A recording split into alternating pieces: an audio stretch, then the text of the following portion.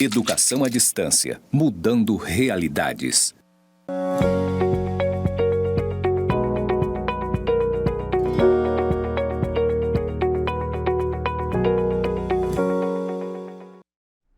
Olá, como vai? Eu sou o professor Valderson Amaro Lima. Essa é a nossa disciplina de Metodologia da Pesquisa Científica do curso de Pós-Graduação em Gestão em Educação à Distância. Eu estou aqui nos estúdios do IFRO, campus Porto Velho, Zona Norte. Ao fundo, nós temos uma parede branca com as iniciais EAD, Mudando Realidades, em tonalidade verde. Vou fazer a minha audiodescrição. Eu sou um homem pardo, de cabeça raspada, utilizo barba. No momento vestindo uma camisa azul escuro e uma calça caqui. Tenho estatura mediana, por volta de 1,63 m. E este é o sinal que me representa na comunidade surda, Valderson. Essa nossa aula 1, ela trata do texto Cientificidade, de Pedro Demo, que foi disponibilizado para você no nosso ambiente virtual, que foi solicitada a leitura. Então a gente vai aqui, na verdade, fazer um resumo do texto Cientificidade, trazendo alguns elementos, alguns pontos importantes que merecem ser destacados da leitura do texto de Pedro Demo, que está disponível na minha biblioteca para acesso dos nossos estudantes, tá? Então, nessa aula, a gente traz a questão de metodologia, conceito de método e método científico, né?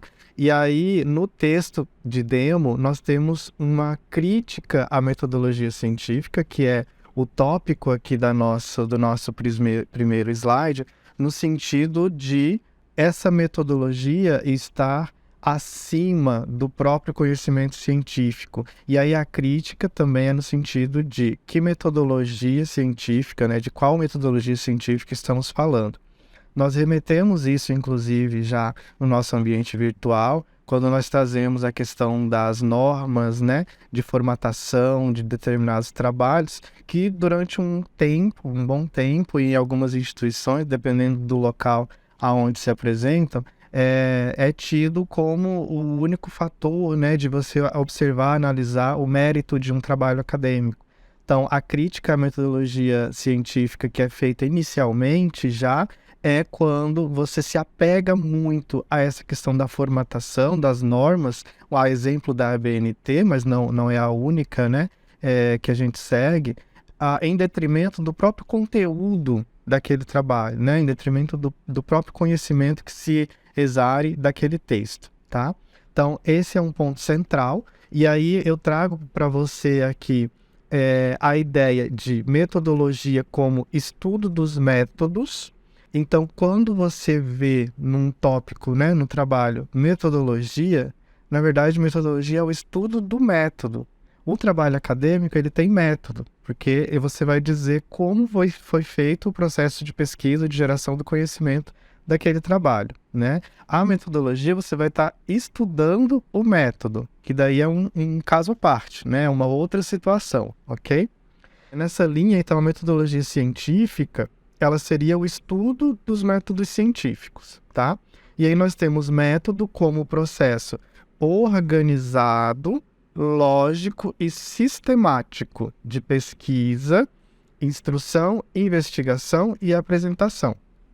Então, é uma organização lógica e sistemática do passo a passo do processo de pesquisa, de como essa pesquisa foi executada, de como ela foi elaborada, né? E isso traz respaldo, né, para poder deferir, né, determinar ali o grau, né, de importância daquele trabalho. Por quê? E aí isso a gente traz aqui no nosso próximo tópico, que o método científico ele refere-se a um conjunto de regras básicas dos procedimentos que produzem conhecimento científico, né? Seja ele novo ou não, mas ele precisa ser formalizável e experimentável. Então, a ciência, como objeto de formalização e experimentação, ela exige que você tenha procedimentos, né, organizados e definidos para poder atestar a sua cientificidade, certo?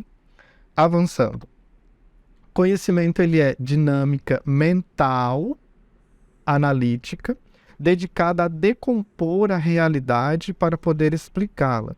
Então, ele é, olha só, dinâmica mental, né? Ele é um exercício mental analítico, né? Ou seja, análise dedicada a decompor a realidade para poder explicá-la. O que quer dizer? Que o conhecimento, ele parte de uma realidade existente e o método científico, ele se soma a essa realidade para observá-la enquanto objeto científico e, a partir dessa observação, né, decompor, né, qual que é a dinâmica em torno desse processo, tá ok?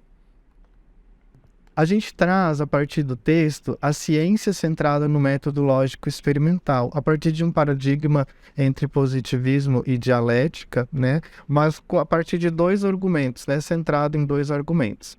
O conhecimento científico, a ciência, ela precisa ser lógica, né? E, ao mesmo tempo, precisa ser experimental. Lógica no sentido de não conter contradições, né? Formalmente bem feito, bem ordenado, um texto bem escrito, bem tecido, bem argumentado, certo? E experimental no sentido justamente de espelhar-se numa realidade empírica, né? Espelhar-se numa realidade existente, tá? Girando em torno de dados mensuráveis, comprováveis e retestáveis, ok? Então, só pode ser ciência, só pode ser científico aquilo que é passível de comprovação e de reteste, né? E a ciência, nessa proposição lógico-experimental, ela exige também que isso seja devidamente organizado, justificado, argumentado, né? Que é a parte lógica, né? Com um texto que não traga contradições, certo? Então, a ciência, ela é substancialmente questão de método, tá? O objeto, ele precisa ser formalizável, trazendo de novo aqui, e experimentável, tá? Formalizável no sentido da formalização, né? No sentido de você, por exemplo, conseguir colocar isso dentro de um projeto de pesquisa. Quando você elabora um projeto de pesquisa e você descreve a partir desse projeto, né? Como que essa pesquisa vai ser feita, você está formalizando, tá certo? Então, esse é um ponto importante da ciência centrada no método lógico experimental. Outro ponto é a ciência substancialmente como questão de método, e aí isso remete, né, a uma afirmação que contém no texto e que é muito forte, de que o que não cabe no método não é científico. Então, o método, ele acaba assumindo um papel reducionista da ciência.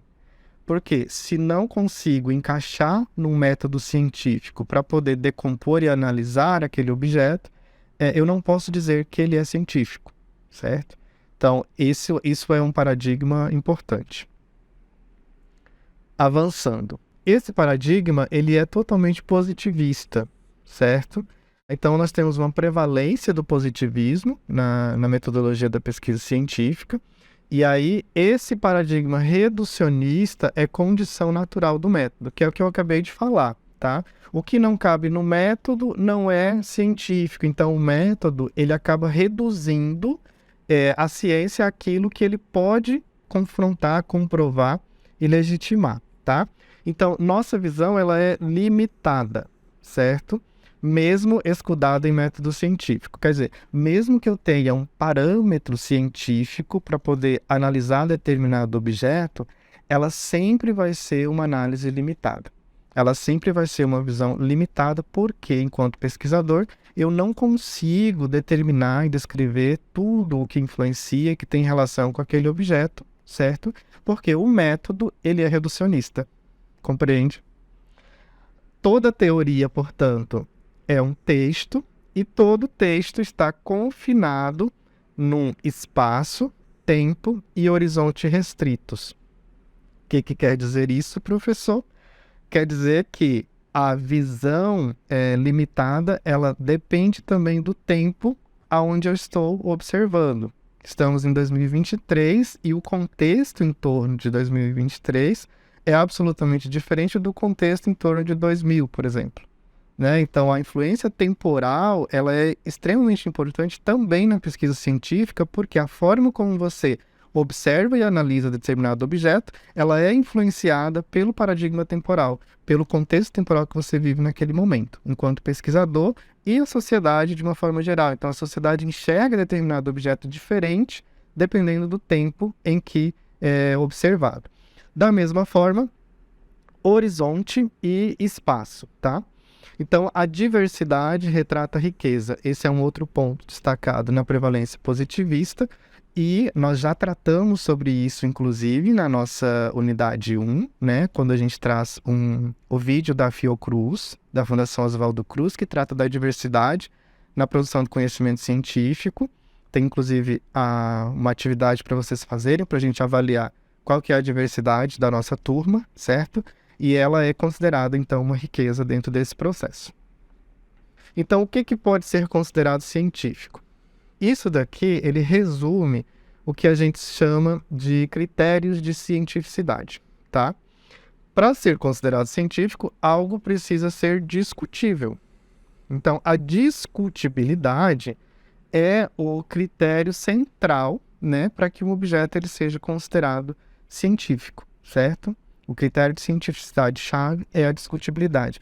Por quê? Porque o método nenhum, ele tem como objetivo exaurir de tal modo, né, determinado objeto que seja aquela verdade pura e absoluta, indiscutível, inquestionável. O método não tem esse objetivo, ele não quer tornar algo inquestionável. Muito pelo contrário, a ciência avança à medida que se discute, né, e à medida que algo é discutível e que pode permitir, a partir disso, diferentes interpretações, novos usos, né, você consegue fazer o avanço desse conhecimento científico. Então, a discutibilidade é, nesse sentido, a peça-chave do processo de cientificidade. Essa discutibilidade, ela é formal e ela é política, tá? Formal no sentido da qualidade formal do texto, certo? A gente viu, inclusive, essa relação entre o texto e a teoria. E ela é política no sentido da politicidade, que faz parte da arqueologia do saber. Quais são os fatores da formalidade, né? Do sentido formal do texto? Coerência, né? O texto precisa ter coerência no que ele diz entre as suas argumentações, ele precisa ter consistência também argumentativa e sistematicidade, que tem relação com a fundamentação teórica. Então, sistematicidade nesse contexto, ela tem relação com qual base teórica está sendo utilizada e se essa base teórica ela tem uma relação direta com o texto, com o argumento, com aquilo que está sendo proposto em termos de argumentação para aquele objeto. Um outro critério é a originalidade. Então, minimamente precisa ter uma impressão original do pesquisador naquele produto. A argumentação, que tem uma relação com consistência, então o texto precisa ter consistência, precisa ter uma boa argumentação. Se ele não tiver uma boa argumentação, ele não tem consistência. Então existe uma relação direta aí entre argumentação e consistência. Um texto consistente é um texto que tem uma boa argumentação. E a argumentação trata de você saber dosar, né, o conteúdo que você vai abordar, que você vai trabalhar, interligando, trazendo argumentos, trazendo fundamentos, trazendo os fatos que consubstanciem aquilo, certo? Objetivação também é um outro item que trata de você poder olhar aquilo como um objeto, realmente, né, um objeto de análise. E aí, dentro dos fatores de discutibilidade política, nós destacamos a intersubjetividade, né, que a intersubjetividade ela está justamente para essa relação harmônica que é estabelecida na pesquisa, na academia, né? Então, embora existam diferentes teorias e visões teóricas e visões de mundo, né, a respeito de determinados objetos, esses pesquisadores eles convivem harmonicamente, né? Então, a intersubjetividade ela trata dessa convivência harmoniosa entre os diferentes conhecimentos e entre os diferentes pesquisadores acerca desses conhecimentos, dessas teorias, né, dessas bases teóricas, tá? Argumento de autoridade é um outro item, né, que trata da discutibilidade política. Em argumento de autoridade, existe uma relação daí entre a autoridade de quem apresenta determinado tema, né? Logo, por exemplo, vou trazer um exemplo pessoal, né? Eu estou dando aula de metodologia da pesquisa científica, mas eu não tenho nenhuma produção própria a respeito de metodologia da pesquisa científica. Logo, eu estou tratando com vocês desse assunto utilizando uma autoridade de argumento. Quer dizer, o que me credencia estar aqui é a minha posição de professor, certo? Então, o argumento que eu utilizo, ele é da autoridade que eu imponho enquanto professor ao trazer o assunto para vocês, tá? Ele não é de uma produção minha, tá? É exemplo disso. Relevância social, né? É um outro item da discutibilidade política, que trata justamente da prioridade desse assunto, do tema que está sendo abordado naquele momento, e a ética, né? Também a ética da pesquisa, ok?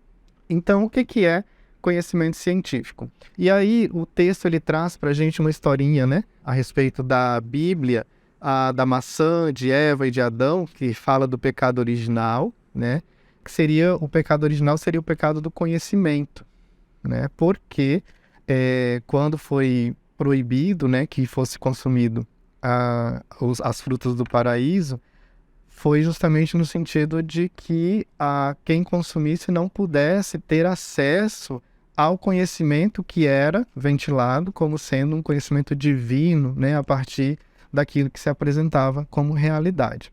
Então, o texto ele traz uma argumentação em torno disso e ela revela, né, o texto revela para a gente alguns elementos importantes sobre a produção do conhecimento científico, como, por exemplo, a necessidade de você saber pensar fora de um contexto pré-estabelecido, né, de você saber argumentar também fora desse contexto, de você saber apresentar resultados e descrever o processo como parte da produção do conhecimento científico. Então, o primeiro gesto do conhecimento ele é desconstrutivo, né? Ele é questionar a realidade. Ele é questionador daquela realidade, que é o que aconteceu, por exemplo, aqui, né? Para depois ele ser reconstrutivo, ele ser propositivo de uma nova versão, de uma nova visão, de uma nova realidade, capaz de ser discutível, porque a discutibilidade é o critério máximo da cientificidade. Então, o conhecimento como pacote definitivo, ele representa uma visão obsoleta que não corresponde nem à história do conhecimento, nem à sua lógica e dinâmica, porque ele é dinâmico, ele não é definitivo, né? Ele está sempre em um processo de reconstrução. E aí eu trago uma pergunta, né? Afinal, para que metodologia da pesquisa científica? Depois de tudo que nós conversamos aqui nessa aula, para quê? Né? Para que a gente estuda metodologia da pesquisa científica? Né? Obviamente, a metodologia da pesquisa científica ela é um caminho muito importante para a produção do conhecimento científico, tá? Não é o seu fim, né? Ela não se dá em si mesma, não se faz conhecimento científico apenas a partir da metodologia, mas ela é um caminho muito importante sem o qual algo não poderia ser discutível, algo não poderia ser tomado como um elemento científico, né? Logo, não poderia ser considerado conhecimento científico. Então, a gente estuda a metodologia da pesquisa científica para poder produzir conhecimento científico que possa ser validado, né? Esse é o ponto. Então, espero que você tenha gostado dessa nossa aula. A gente vai ao infinito e além ainda em outras 2 unidades e eu espero você.